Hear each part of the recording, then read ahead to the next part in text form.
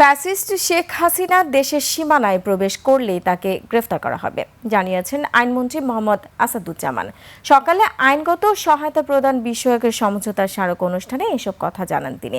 সাংবাদিকদের প্রশ্নের জবাবে মন্ত্রী বলেন, আন্তর্জাতিক অপরাধ ট্রাইব্যুনালের বিচার প্রক্রিয়া নিয়ে হিউম্যান রাইটস ওয়াচের প্রতিবেদন আমলে নিয়ে খতিয়ে দেখবে সরকার। মন্ত্রী বলেন, সরকার জনগণের কল্যাণে পরিবর্তন করতে চায়। সে সময় বাগেরহাটের মিরাজ শেখকে গুমের অভিযোগের তদন্ত হবে ও তার পরিবারকে আইনি সহায়তা দেওয়া হবে বলে জানান তিনি।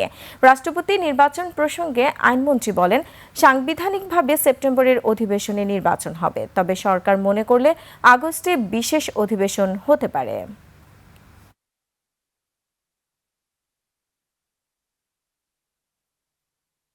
একজন ফাঁসির আসামি হলেও সে যদি বাংলাদেশের নাগরিক হয়, বাংলাদেশে আইনের প্রতি শ্রদ্ধা দেখিয়ে বাংলাদেশে এসে সারেন্ডার করতে চায়,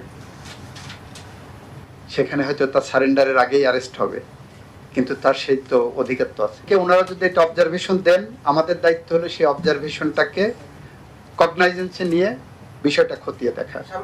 আমাদের যেটুকু খতিয়ে দেখার দরকার আমরা দেখবো। এটাকে আমরা ইগনোর করছি না, এটাকে আমরা বলছি না যে ওনারা ঠিক করছেন না, বলছেন না। ওনারা যদি কোনো অভিযোগ করে থাকেন, যেই অভিযোগ করুক, সেই অভিযোগটা আমাদের খতিয়ে দেখার জন্য কগনাইজেন্সে নেওয়া, আমরা কগনাইজেন্সে নিচ্ছি।